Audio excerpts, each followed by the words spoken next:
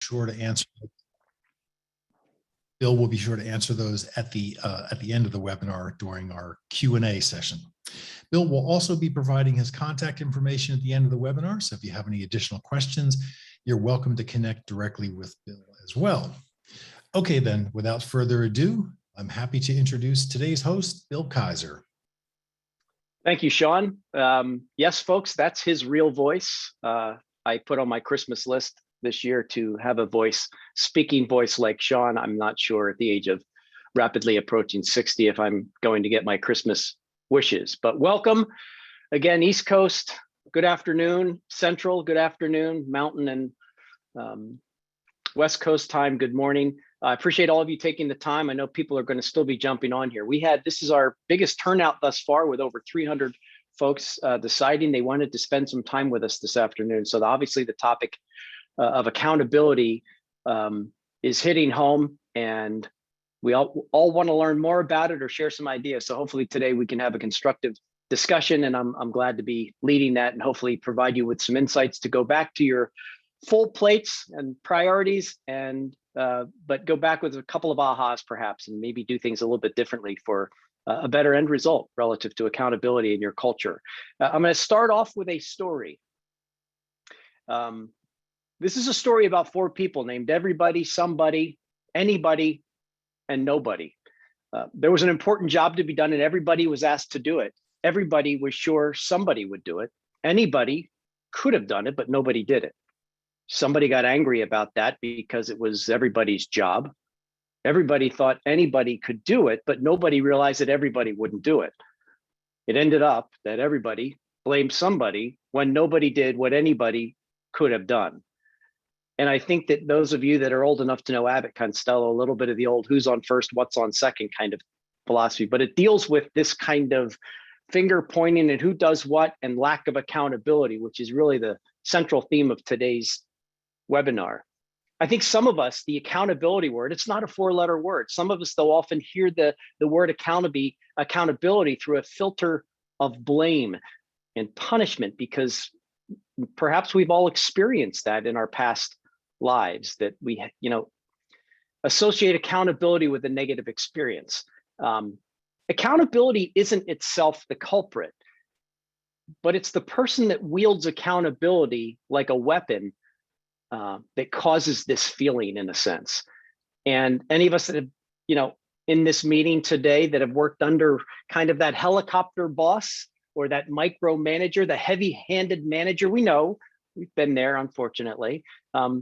We know that's not a recipe for success when it comes to accountability. And again, that leads and fosters this feeling or this negative connotation. Smart business leaders know better, that when we introduce accountability and deploy it correctly, accountability is a positive and a powerful tool. And I think the most effective method of deploying that in our organizations is to make it a cornerstone of your culture. And with us, it always comes back to culture. Just like some of us that remember 6 Degrees of Kevin Bacon, you give me an actor in 3, 4, or 5 moves, 6 moves, I can get it to a Kevin Bacon movie. But this is about accountability as the key to a high performing culture. So let's get at it a little bit here, folks, and jump in. I think that one of the themes of today will be clarity. You'll hear that come up a number of times. And in the spirit of that, I want to start off and make sure that we have clarity about what the heck the definition of accountability is. And sometimes it's easiest to start off with what it's not. And I think sometimes you've heard me talk before in the past, perhaps, that people confuse culture and engagement. And I think the same thing happens with responsibility and accountability. Accountability is not the same as responsibility. What is responsibility? Responsibility can be shared. It can be delegated. It's one person or it can be a group of people. We all have a responsibility to deliver excellent service, so on and so forth. It tends to be more task oriented. Here's the difference. Accountability. It can't be delegated. Gang, accountability is always and only one person, and it's about the result. You can't delegate accountability. It's something that's owned. It's something that's personal. And that's what we're talking about today. Some of us have heard this following quote, that shared accountability is no accountability. And I think that simplifies what we're talking about here. What is accountability? It's personal. It's me, it's you, it's always one person, and it's not shared amongst others or can be delegated. So shared accountability is no accountability. I think that helps us as we talk about accountability the rest of the day. Let's kind of lean on that definition. I want to do a quick poll question to start off things here. Let me launch the first poll question and ask, if you wouldn't mind, hopefully you all see that in front of you. If you wouldn't mind throwing up your answers, I'll just give you a couple seconds to, how good is your company at holding people accountable? I don't know what companies you're from, so don't worry. It's not going to get back to your boss if you, or your reports if you are the boss, but just curious. Here we go. Interesting. A lot of people weighing in, 75 people, roughly 72 people. Okay, 73, more weighing in. End the poll, the results. Look at that. I'm assuming you can share, I'm going to share the results right now. 43% of us are in the 3, the We've got 7% of the folks that answered this, very good at holding each other accountable. We've got 7% on the we struggle end. And the majority of us, typical bell curve, if you look at it sideways, typical bell curve, most of us are in the middle with so-so to okay. And that's what we want to start talking about today. So interesting, right in line. So let's get out of that poll. We'll come back to some other ones and go to the next slide. What does the market share with us? This is, there's a problem with accountability. That's why so many people, I believe, signed up for a webinar on accountability and culture. There's an issue out there. What is it? Let's look at it from a manager's perspective, and then we'll look at it from the employee's perspective. Check out this. It's an article. I read a great article on accountability by Ron Carucci from Novalent. And he cited data in this particular article. Look at this statistic, 82%. Percentage of managers who acknowledge they have limited to no ability to hold others accountable. Hello, McFly. That's a manager's job in a sense, right? It's the responsibility of leaders to hold others accountable. In addition to holding ourselves accountable, the hierarchy of most organizations is such that we have to hold others accountable. And from my talks around the country and dealing with business leaders and CEOs, and there's a void, and it's a problem. 82% of managers acknowledge they have limited to no ability to hold others accountable. Okay, there's some other alarming statistics. Tuck that one away. Next, part 2, holding others accountable from a manager's perspective. Employees, percentage of employees that say effectively holding others accountable needs to be a top development issue for their leaders. 9 out of 10 employees say our managers need training on how to hold people accountable. Okay, Houston, there's a problem. Next. This is, again, I'll use staggering, alarming, certain adjectives or whatever. This is one they'll get your socks going up and down. Roughly a quarter of employees in this particular survey reported getting feedback less than once per year. A quarter of the employees get feedback less than once a year. That's a problem if we're holding people accountable when we're not actually meeting with them and asking them to where they are against their goals, objectives, so on and so forth. Are you kidding me? That's incredibly low. And I would venture to say that if you ask that the numbers are very high for just once a year, which isn't enough in my humble opinion. So again, we have this void out there. We can't hold each other accountable. We don't know how to hold each other accountable. And we're not even setting ourselves up for success to hold people accountable. What do the employees say? This is from Gallup. 6 out of 10 employees feel their managers don't hold them accountable to the goals that they set. Okay, that's a problem. Look at this one. Call it 8 out of 10. I'm in sales. I round up always to the more, 80 sounds better than 79%. 8 out of 10 employees feel their performance metrics are not within their control. Always makes me think about a biplane flying overhead and someone throwing out propaganda or leaflets out the plane, and it lands down in a parking lot. You pick that up and that's your sales quota for this year.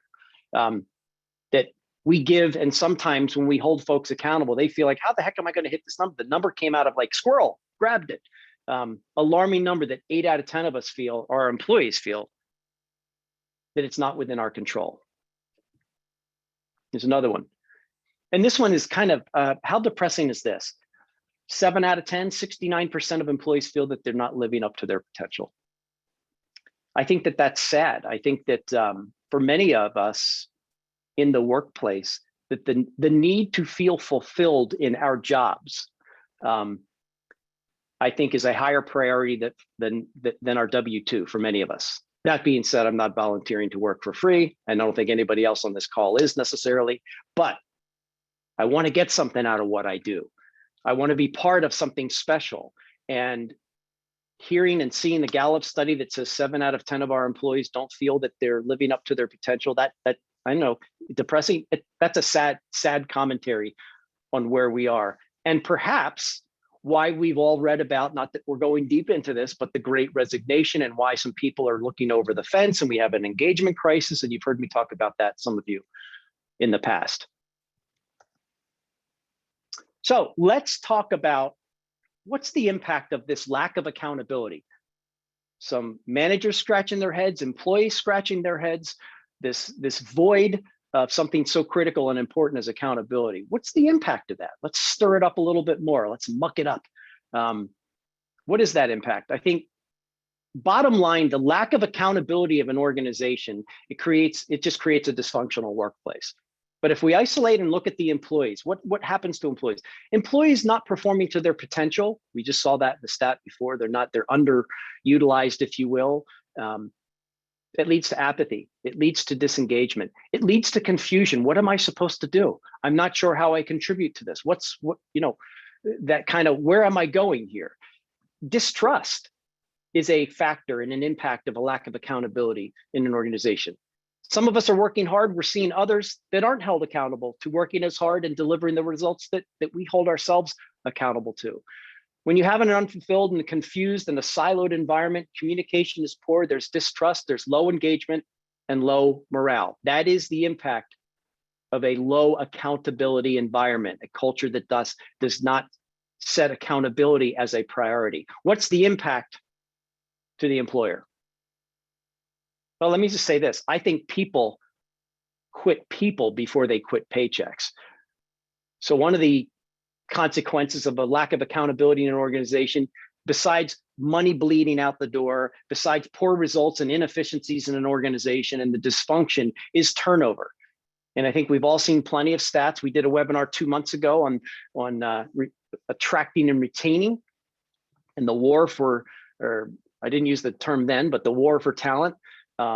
Turnover is expensive. And I've seen statistics that say, okay, whatever the cost of that person, that annual salary of that particular individual, you're going to spend a third of that in trying to replace them. That's a tough hit to the bottom line.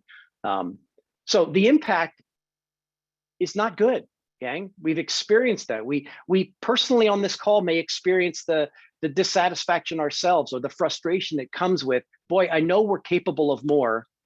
I know that person is capable of more. I may be capable of more, but I just don't know what direction to go. What do you think the impact potentially of the lack of accountability in our company? What do you think the impact potentially could be for the customer experience? Somebody will get back to them. Anybody can handle that. Everybody is a transaction. And I think we have to be careful that this doesn't just stay within our walls. It kind of trickles into the experiences, not only that we have with each other and in our companies, but the experience that our treasured customers have. We can't afford to lose customers in this environment. So keep that in mind. Okay, enough of the negative Nelly, the downer Dan.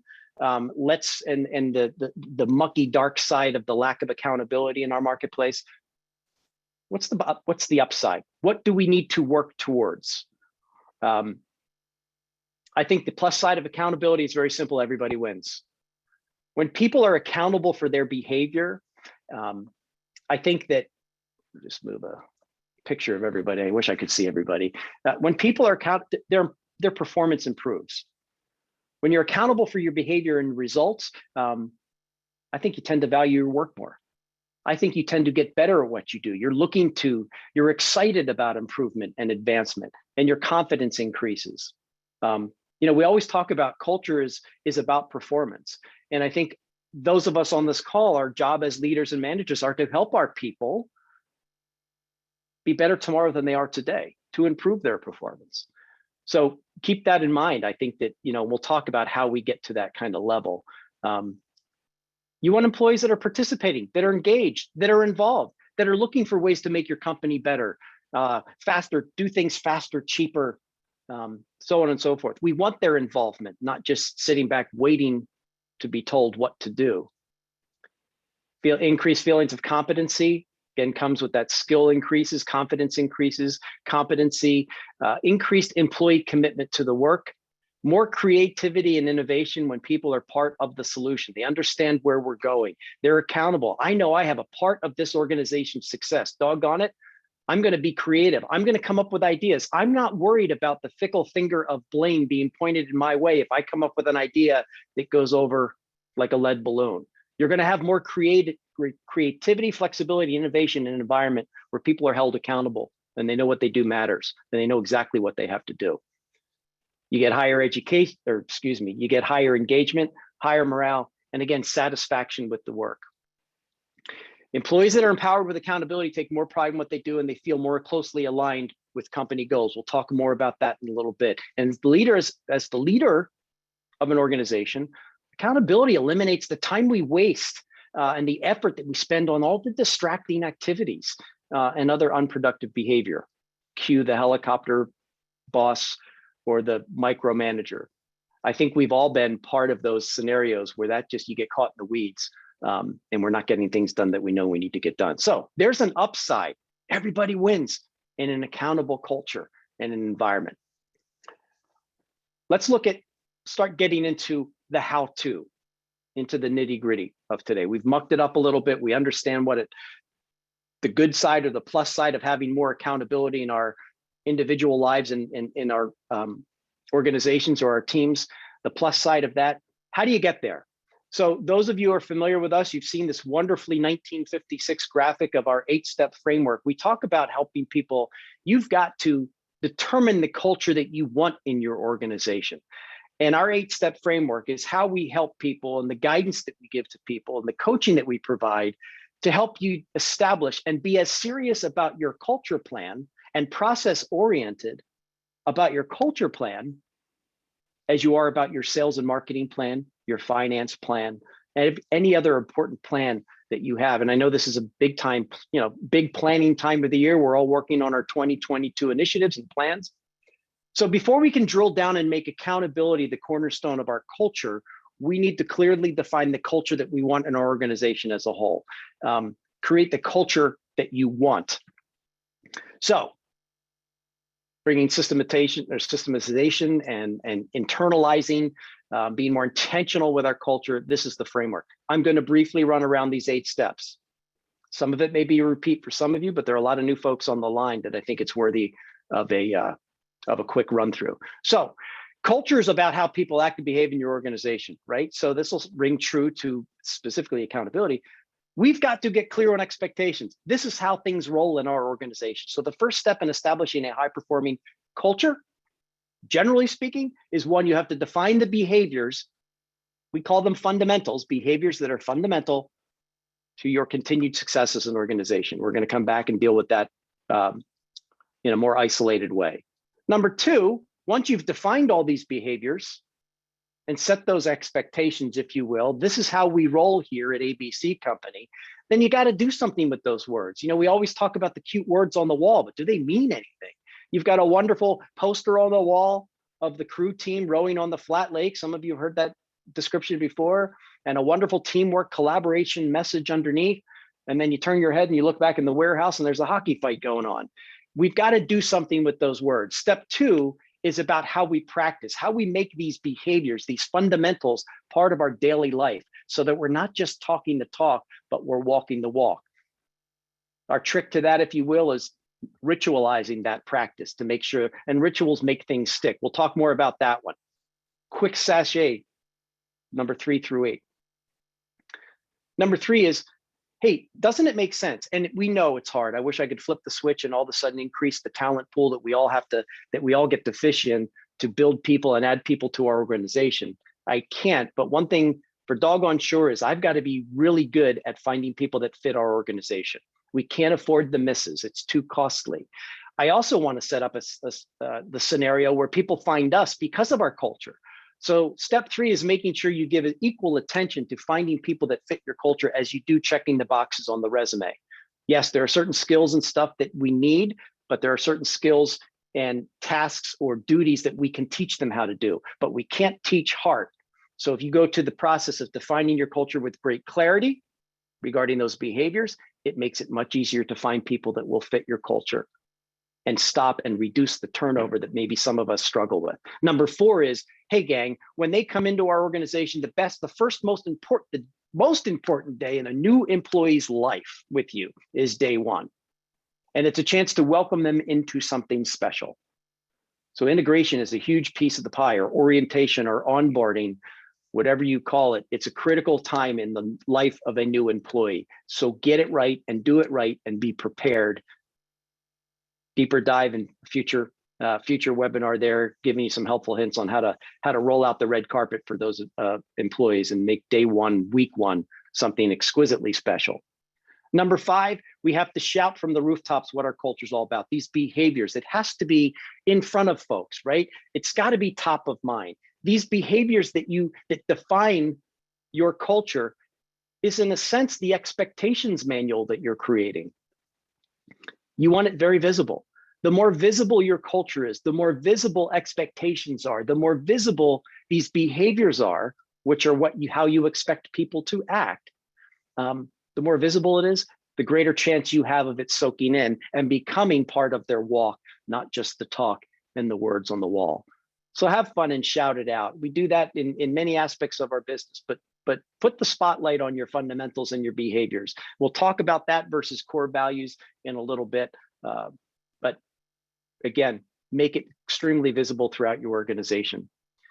Step 6 is the responsibility many of us have on this. And I talk about, we saw the lack of accountability that's happening in our organizations, both from the manager's perspective and the employee's perspective, which means there's not a lot of coaching going on. And coaching is critical to reinforce your culture, whatever your culture is or you want it to be, you've got to coach, because the words on the wall, it doesn't sink in.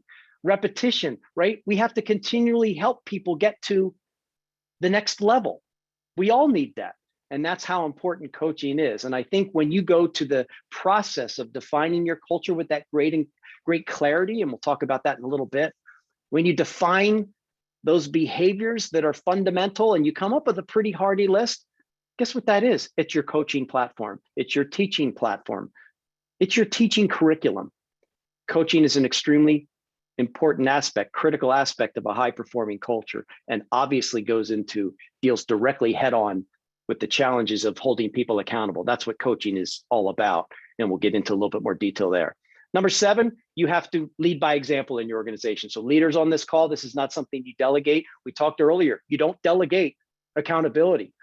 In a high-performing culture, a leader is accountable for walking the walk and setting the example. You are the standard bearer. So leading by example is critical. Let your actions speak louder than your words. It rings true, not just specifically for accountability, but for overall your culture and the culture that you want in your organizations. And last but not least, you've got to hold people accountable to your culture. We'll talk specifically about general accountability tips, but you got to hold people accountable to this culture that you've created. You create these behaviors and these fundamentals, you expect people to behave that way, and you got to hold them accountable actually behaving that way. Because if you don't, it's a house of cards and it falls a quick death. And we'll talk more about, obviously, that. So that's the 8-step framework. Let's get into more specifically what we're talking about. So our focus today, and what I want to get deeper on, are steps 1 and 2, and obviously step 8, which is accountability. So 1, again, we're going to define culture in terms of clear behaviors.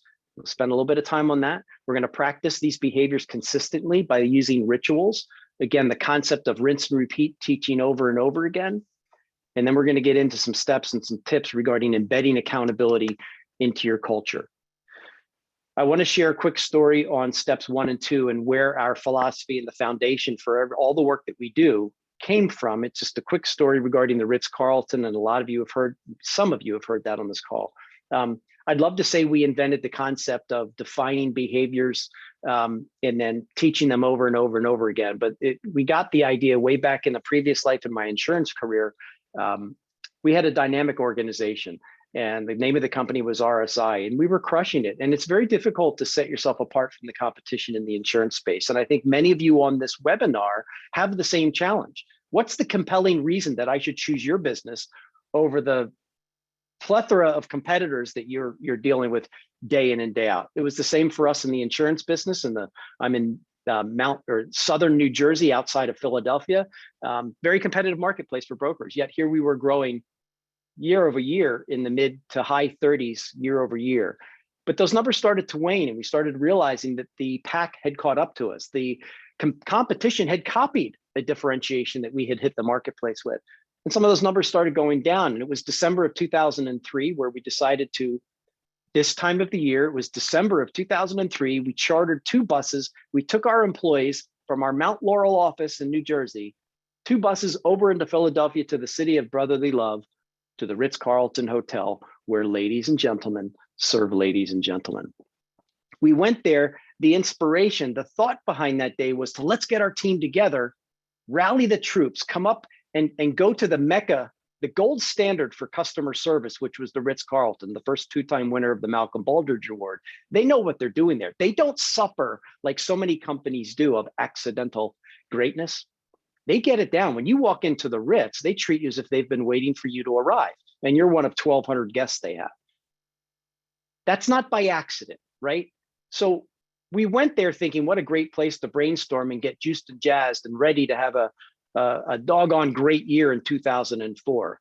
You know, how can we innovate? What service innovation, product innovation can we come up with to separate ourselves from that lookalike market like so many of us are in? Well, an executive from the Ritz-Carlton in Philadelphia spoke to us at lunchtime that day, and the woman shared with us 2 things that the Ritz-Carlton does to avoid the accidental greatness.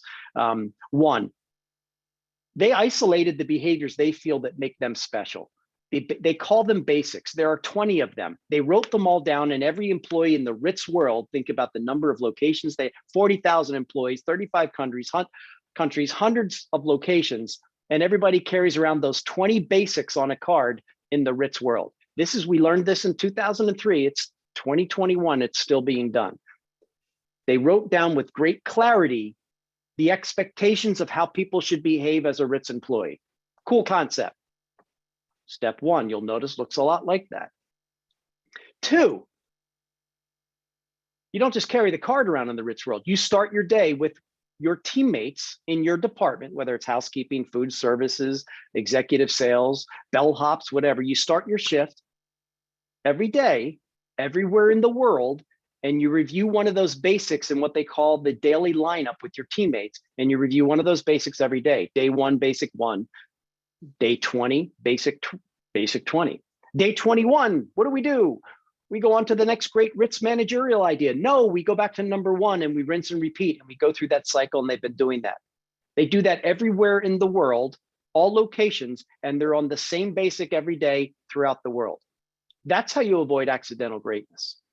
That's how you create the sense of here's clearly what we need and expect of each other, and how we continually reinforce it, which is step 2, practicing those behaviors, holding the spotlight on them, teaching them consistently over time so that they soak in. That ritual concept is from the Ritz.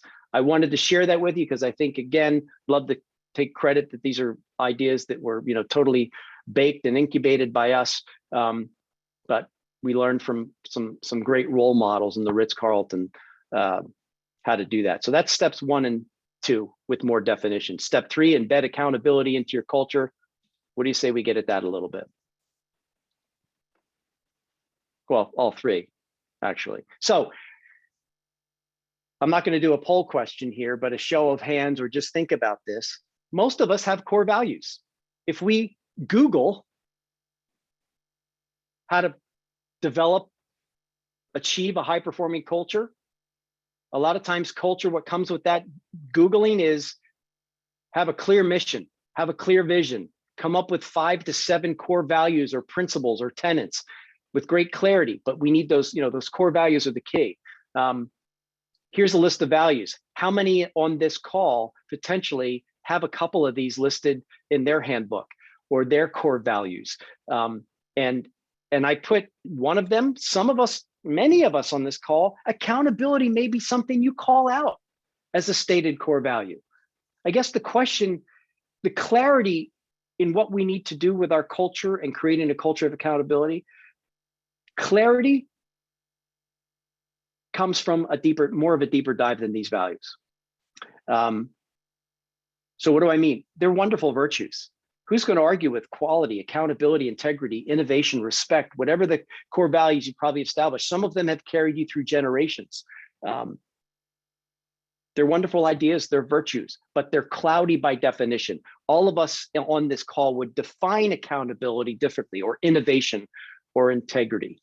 So, as you know, our recommendation and where you need to get to bring clarity to your culture, in a generally speaking, we have to go with behaviors. Define the behaviors. Here's what behaviors look like, right? They're action oriented. They're instructions. I can observe those behaviors more so than I can the vague list of values to the left. You can teach from those behaviors and coach and hold people accountable to those behaviors versus what you can't do with the list of values. We're setting clear expectations. So how many of us have core value stated as accountability? How do you define it? What does your team think it means? How does it show up in terms of behavior in your organization? How do you describe that to a new employee? So what I did on this list, particularly here, is I just look at how you bring clarity to a value like accountability. You've got to get deep in the weeds. The behaviors that are there on that list all are great descriptions of what accountability means. You have to set clear expectations, and we talk about that with more clarity even. You honor commitments, meaning our organization is about doing what we say we are going to do. If I'm part of an organization that has honor commitments as one of their behaviors, then I will show up. Then I own the fact that I am supposed to sell this much or speak this much or do whatever it is. I honor my commitments. That's being held because I hold myself accountable. I don't point the finger of blame because if a mistake is made, I made the mistake or I own it. And rather than point the finger of blame at someone else, I'm looking at what I learned from this and how to prevent it in the future for myself and for others in my organization. Blame does not find its way into an accountable culture. And I also know that regardless of how hard I work, I'm held accountable to deliver results. If you're a salesperson on this call or come from a sales background, it doesn't matter how many hands you shake and babies you kiss and proposals you deliver and phone calls you make and doors you knock on. At the end of the year, if you have 0 sales to report, that's the result that we are held accountable to deliver. And you have 0 sales, you're soon to be an ex-salesperson. So delivering results is a great example of a fundamental or a behavior that should be part of you establishing an accountable culture. Hopefully that makes some sense and I'm not kicking your values to the curb, but they need to be more than page 5 of a new hire packet. And the clarity that those values typically, where they land, it's not enough to move the accountability needle in our organizations. So it's another plug. We got to go behaviors, gang, in our culture. Okay. Some of you, just giving you an example, what's that look like? And I show this not to overwhelm you or like, oh my gosh, are you kidding me, Bill? I can't remember 3 things. These are our fundamentals at HPC, at our company. We have 30 of them. And again, topic for another discussion. We're not, I can't tell you what all 30 are off the top of my head. I can't tell you what I had for lunch for today, let alone memorizing 30 fundamentals or behaviors. That's not the part of the exercise here. In an accountable culture, you don't hold people accountable to memorizing. We hold people accountable to behaving this way. And we do that by focusing on one of these a week for the rest of our lives. Hint, hint, sounds like the Ritz-Carlton, so on and so forth. Rinse and repeat. Every week is a different fundamental. We go through the cycle, we repeat, we repeat, we repeat. That's how it sinks in. So I know that may look like a lot, but close to 420 clients that we've worked with on their own with, yes, some assistance with us in terms of brainstorming, helping them define their culture, they land between 25 and 30. It's statistically significant. That's why I share it with you. So again, the number's up to you. If you do this on your own, don't get caught up in the number. Get caught up in determining what exactly drives success in your organization and write those behaviors down. Okay, step 2. We talked a little bit about, a lot about 1. Step 2 is back to the rituals. What are rituals? You know, we think about the national anthem is played before every sporting event in our country. None of us, I hope, right, debated whether to brush our teeth this morning. We did it. It's a habit. We don't think about it. That's where we have to get to with our practice in holding each other accountable to living and breathing the way we have set the standards for our organization and established the definition of our culture via these fundamentals. We got to practice this stuff. Just because we came up with a list doesn't make us better. The fitness app on my phone has not gotten me in any better shape. Ritualizing the practice of these behaviors is how this stuff soaks in. So how do you go about doing that? What's a ritual look like in the world of establishing a culture and holding people accountable to that culture? Some of you on this call, you have stretch times, tool talks, you have sales meetings, ops meetings, ELT, executive leadership meetings. Whatever the case may be, talk about your fundamental of the week prior to that meeting starting. Or at the beginning, it's the first agenda item of a meeting. That's a ritual. Discuss your fundamental, one of those behaviors, whichever week it is, it's week 1, so it's behavior 1, honor commitments. You talk about that briefly. I'm talking 3 minutes before you go into the rest of the agenda for whatever meeting we're talking about. That's how you utilize a ritual to allow this great idea that you have to stick. We've all given up on too many good ideas. Rituals allow this, shiny new toy management idea from falling into the shiny new toy management idea graveyard. We have to apply rituals. That's how we practice this stuff, and none of us like to practice. So we associate rituals to our fundamental of the week. Okay, let's get at specifically accountability and embedding accountability into your company's culture. We look at it personally in research I've done. I think 5 critical steps, everything's in 2s or 3s or 4s or 5s or whatever. You walk away. I think this is what it boils down to if I'm attempting, and sometimes I'm, accused of oversimplifying, but these 5 steps get us towards a much more accountable culture if we're not deploying these steps already. 1, it starts at the top. We'll talk about it, and we've touched on it a little bit already by step 7 in the framework, leading by example, but it starts at the top regarding accountability. 2, you have to set crystal clear expectations. We'll touch on that a little bit more. 3, let's get others involved. It's not the plain throwing out objectives and goals out the window and seeing where they land, who picks them up, and then no, that's not the process. We get others involved. 4, you have to inspect what you expect, a term probably a lot of us have heard. We'll talk about that a little bit. And then 5, as talked about in the invitations for this webinar today, we'll talk about the ultimate accountability. So here we go. Harry S. Truman, 1950s president of the United States. You'll notice a little slogan on the lower right picture that remained on his desk throughout his entire pregnancy. There you go. Someone write that down. That's a classic. Harry Truman was not pregnant. He was our president. Isn't that great? This is where I wish I could see everybody just rolling their eyes. Did Bill really just do that? Yes, Bill did. This remained on his desk his entire presidency.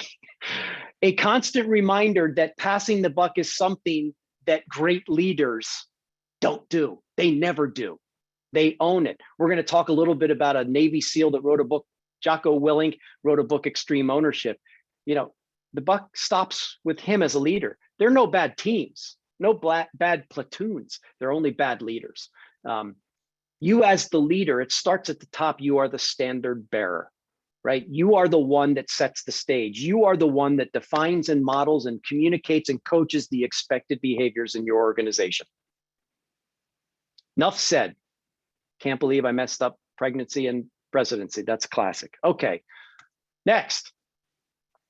Does this cartoon hit close to home for anybody? I'm going to give you a second to read it. I love it.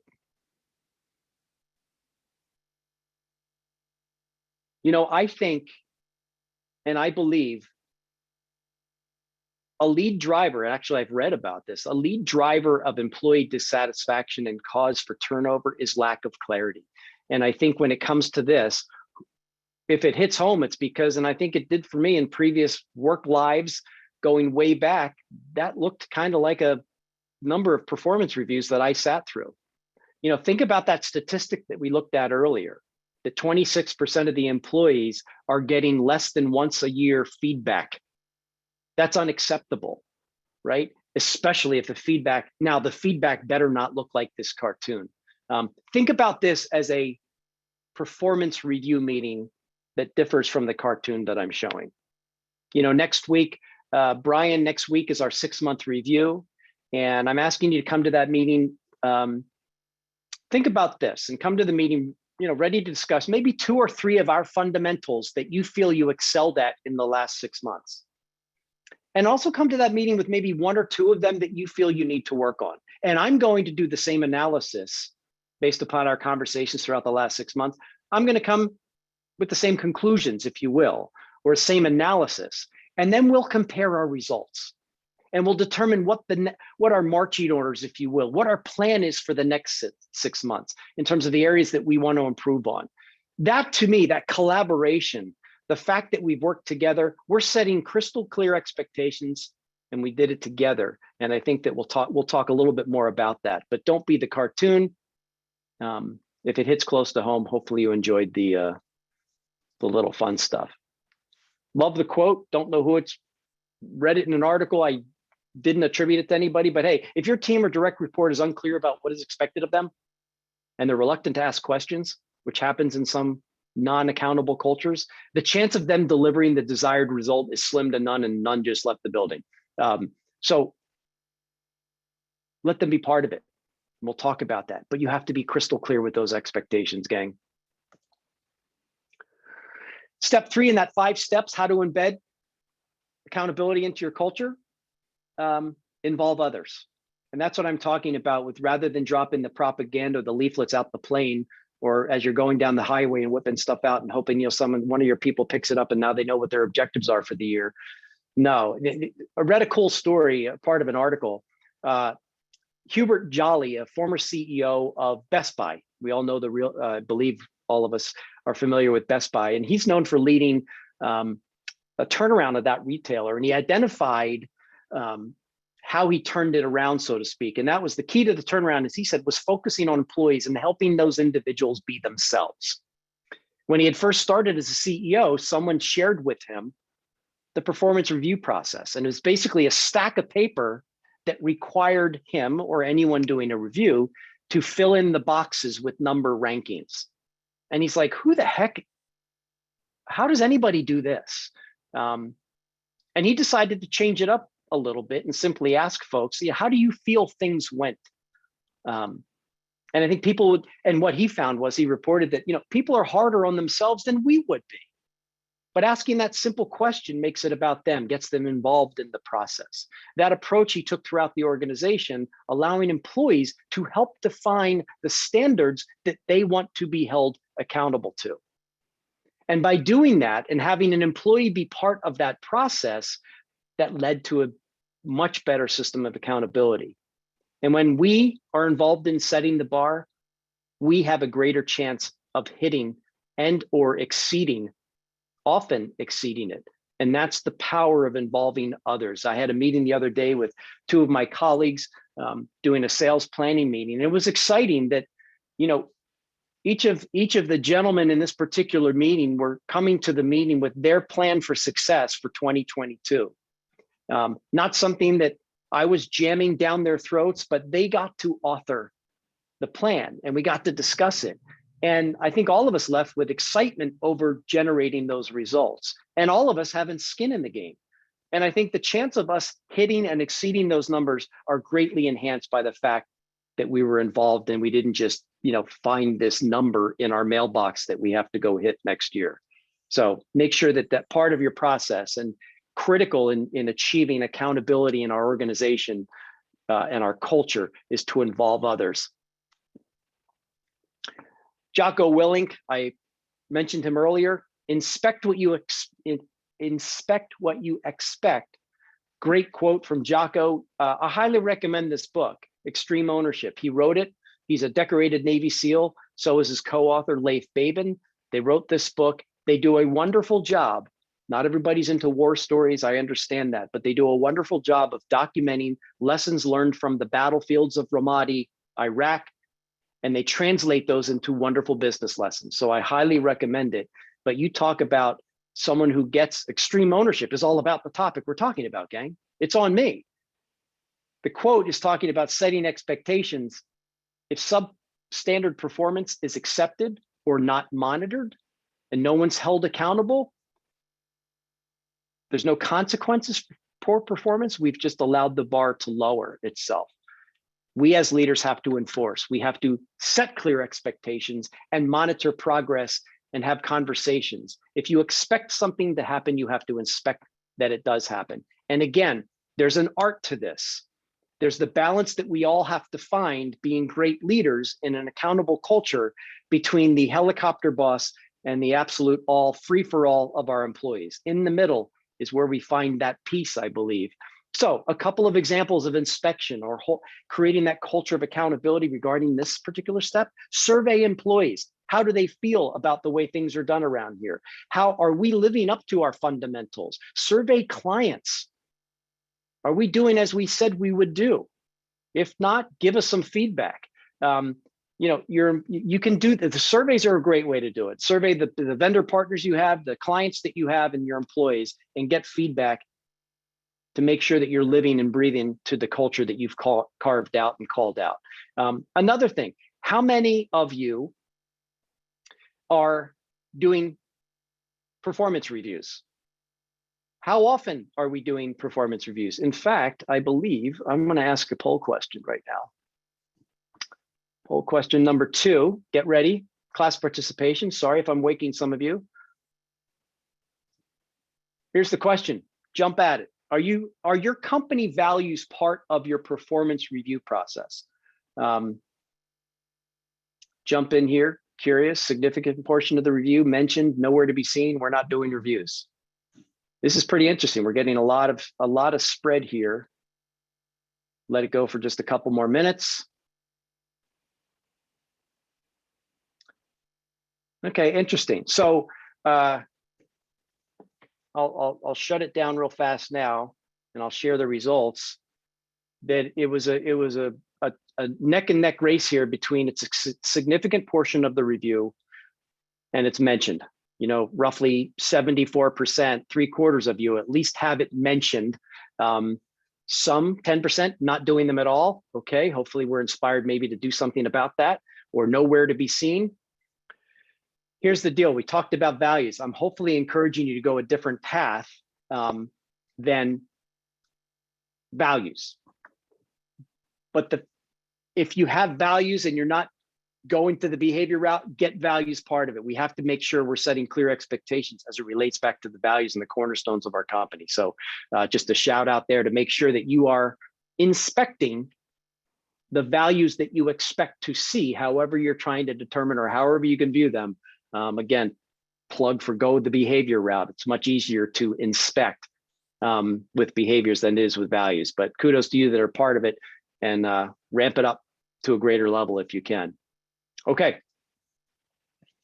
Another thing, just regarding something that you can do with inspection, if you will, and this is a screenshot of the app that a lot of our clients use, but have some fun with keeping track. Many people on this call may have been through the lean thinking, Kaizen way, Toyota way, whatever you want to call it. It's big on metrics and making things, we're tracking everything from sales numbers to throughput, input, efficiency, so on and so forth. Keep a scoreboard, right? Keep track of the importance of adhering to these behaviors. Keep track of people playing in the reindeer game and doing the things that will lead to more consistent behavior. So have some fun, use technology, whether it's an app that we have or whether you're doing Teams or whatever. Let's embrace technology and make it part. Have some fun, but post this stuff. The more results are constantly posted in your face, the greater chance we have of moving the needle, right? So it is very visible. It goes back to step 5 in our 8-step framework as well. Number 5, the ultimate accountability. So, okay, Bill's losing it. What the heck does a picture from Wizard of Oz have anything to do with the point that he's going to try to make here? Could be the question that you're all asking yourselves right now. Bear with me, and I will try to make a case for that. Again, I'm rapidly approaching 60. To this day, I've still had nightmares over those scary flying monkeys from the Wizard of Oz. Just a side note there. I can tell a lot about the culture of a company by witnessing what they tolerate. Let's go back to the Wizard of Oz. This is the scene at the end, roughly at the end, where Dorothy throws the bucket of water on the Wicked Witch. The Wicked Witch was nasty, scary, very scary individual, the toxic character of that particular movie. Do you recall the reaction of those scary flying monkeys, or those guards that had those big tall hats on that never cracked a smile, that looked nasty and grumpy and curmudgeon-like? Do you remember their reaction when the Wicked Witch started to melt? That's the image I have, and that's what I'm talking about. That when I say that I can tell a lot about the culture of an organization by witnessing what they tolerate, gang, we have to do a better job of holding people accountable to the standards that we set, the behaviors that we determine are important in our organization, to the duties, the tasks, the goals, the results that need to be delivered for a specific job. We have to hold people accountable to achieving them. And if they can't achieve them, or if they achieve them, but they do an about face regarding all the other behaviors that are critical to our success, we have to get rid of that toxin. That's the ultimate accountability, the willingness to, once we've tried to coach someone to a better place, to help them get to where we need them to be. If they can't get there, here comes the bucket of water. And I know I'm not making light of that. I know it's very difficult. We have some people that are great at hitting personal goals in our organization, but they're dismal collaborators, no matter how well they've been coached. Too often, top performers who disrupt the workflow in our organizations, they're allowed to stay. Why? Because they provide something to the company that leadership doesn't want to, they don't want to lose. And it's hard to find a replacement. But leaders that allow talented but detrimental employees to hang on, you run the risk, right, of losing those and many other valuable team members. The cost of losing good people who are fed up with that kind of allowing the toxins to remain, the cost of that is way more than the cost of replacing one bad apple. So that's the plug here, that if we want an accountable culture, ultimately we have to be willing to walk away from someone or offer them an opportunity to exit the organization. And again, please don't hear this as a callous, oh, Bill is trying to play tough guy. No, but that's a move that we have to make. That think about all that wonderful work you do. What does it say about your culture if the person, again, that hits the big number at the end of the year, but is a lousy teammate, does not honor their commitments, they're late to all meetings, they don't follow up things, they point the finger of blame, everything that's good that happens is because of them, anything that bad has nothing to do with them. We allow that person to stay. What does it say about our culture? That as long as you bring in the big sale, you're okay? No, that can't happen. That undermines a lot of efforts. And again, it sours a lot of people in your organization that are good, that hold themselves accountable, that deliver results. So it's a push here to, again, the reaction of your people will be like the flying monkeys and the grumpy guards. They'll cheer, they'll smile, they'll be like, what took you so long? And I think the relief in your organization is just, it's a wonderful feeling. And again, we're coaching much better in a high-performing organization, in a high-performing culture, in an accountable culture. We're better coaches, but if they can't get there, we'll miss you.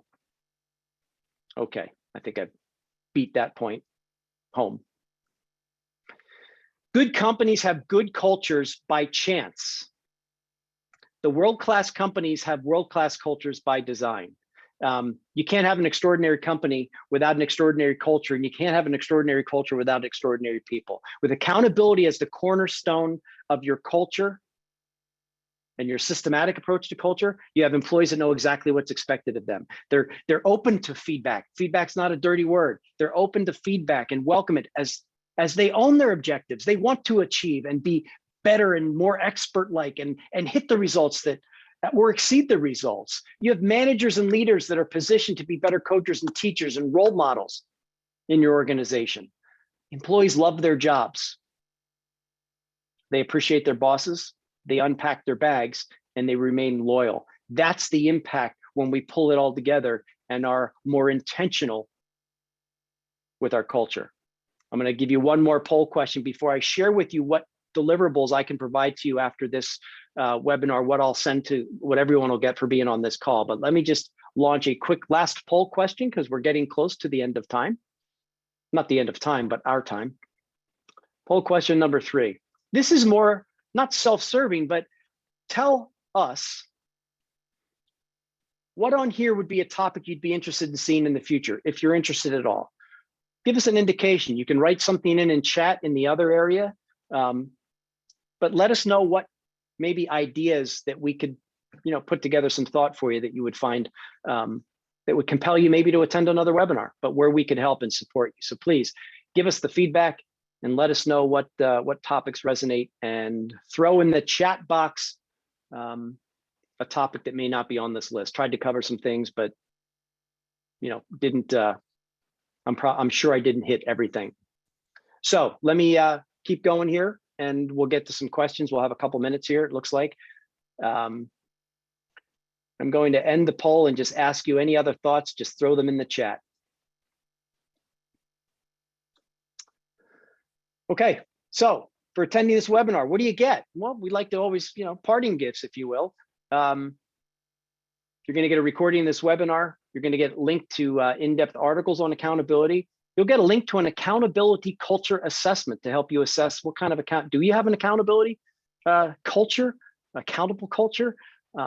And then there's also a free coaching offer. And please don't it's an opportunity to dig deeper on any of these topics in a non-salesy way. So my sales hat's not on. It's just I'm offering some time that maybe if some of this resonates, in an hour, it's tough to touch on anything, some of these topics and go deep. If you have a desire to do so, what do you get in the coaching session? I'll help you define your culture and set clear expectations. I'll show you how to write one of those behaviors or fundamentals with clarity so they can be the teaching, coaching platform that you're looking to create. And also talk about the 4 traps to avoid. If you go do this on your own, if you're going to develop and brainstorm and come up with defining your culture with better clarity, there are traps to avoid, and I can give you some ideas on that. So I will give you an opportunity. That's how you can get a hold of me. Cool barcode stuff. If you want to just send me an email, give me some thoughts on, hey, yay, this was helpful or not, future topics. Reach out and say, Bill, I don't like your sports references or your Wizard of Oz cartoons. Feel free to, get a hold of me that way. I'm available. And now I want to jump in and look at, if I can, Sean or anybody, Tyler, Dung Pham. I appreciate that comment, by the way. And thanks to everybody for some of the comments, but I'm looking for questions of Sean. I see Jillian Gardner is raising her hand, and I don't know quite, Jillian, if you want to throw me a question in the chat, if there's a question, Sean or Tyler, if there's anybody with specific questions, you can always, again, reach out to me. We're a couple minutes away from the end of the hour commitment. So any questions out there before we shut down? Bill, you had a couple of questions in the chat section that you answered along the way. So okay. You don't have any remaining. And I guess that means that you did a good job or that people don't like you. Yeah, it could be that, Sean. It could be that they are in heavy REM sleep right now too. I find that sometimes that is one of the reasons. But my best to everyone. Look forward to January, the next topic that we're going to talk about that we're in the works, and hopefully it's a topic that resonates. How to leverage your culture and win more business. I mean, all of us are looking to grow our businesses, and I can speak from experience on this, that one of the greatest sales pieces I ever had, one of the greatest influencers in the sales process, was my ability to articulate a compelling reason why to join our company. And it was because of our culture, or why to select our company versus the other competitors. So the next webinar in January, probably towards the end, winning more business and leveraging our culture. So we'll talk about that. Hopefully that sounds like a worthwhile spend of your time. Happy holidays to everybody. Thank you for your continued support. Let us know how we can help more. It's been my pleasure, and have yourselves a wonderful day. So all the best. Thank you all.